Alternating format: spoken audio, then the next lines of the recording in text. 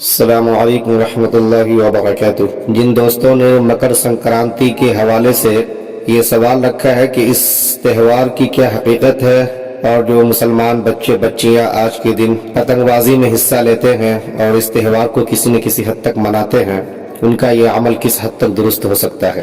تو دوستوں، سب سے پہلے میں یہ بتانا چاہوں گا، مکر سنکرانتی یہ ایک فصلی و موسمی تہوار ہے۔ اسے ہندوستان، نیپال، بنگلہ دیش اور پاکستان کے اندر منایا جاتا ہے، اور اسی طریقے سے ان ملکوں کے رہنے والے جہاں جہاں رہتے ہیں وہاں پہ وہ لوگ اپنے اپنے طور سے اسے مناتے ہیں۔ یہ طے ہے کہ اسے ملک عزیز کے الگ الگ خطے میں اور الگ الگ علاقے میں الگ الگ ناموں سے پکارا اور منایا جاتا ہے۔ تامل ناڈو میں ہم دیکھتے ہیں اسے پونگل کہا جاتا ہے، تو آندھرا پردیش ہو، کیرالا ہو، کرناٹکا ہو، یہاں اسے سنکرانتی کے نام سے یاد کرتے ہیں۔ یہ ہمیشہ ماگھ کا جو مہینہ ہوتا ہے اس کی آمد کے موقع پر نیپال کے اندر اسے منایا جاتا ہے، اور انگریزی مہینے جو جنوری ہوتا ہے اس کے وسط میں 14 تاریخ کو یہ تہوار منایا جاتا ہے۔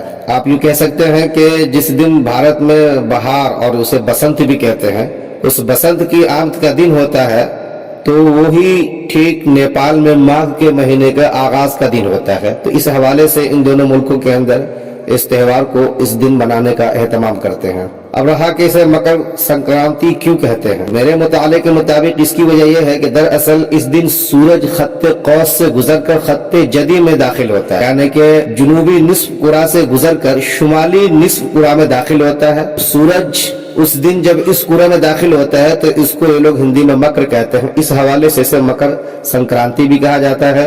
اور میں نے اسے پہلے ہی کہا کہ موسمی تہوار کہنے کی اس کی وجہ بھی یہی۔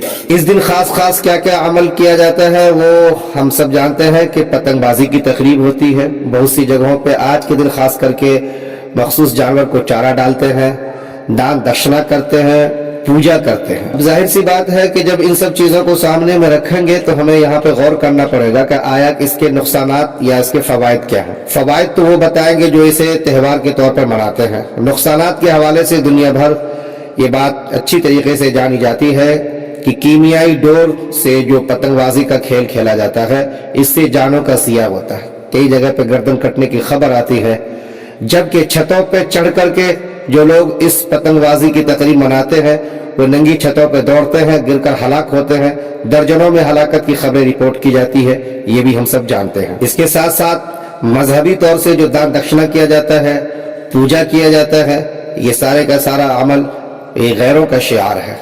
اسے منانا، اسے کرنا یقینی بات ہے، غیروں کے تہوار کو منانا اور ان کے شعار کو اپنانا ہوگا، جس کی اسلامی شریعت میں قطعاً اجازت نہیں دی جا سکتی۔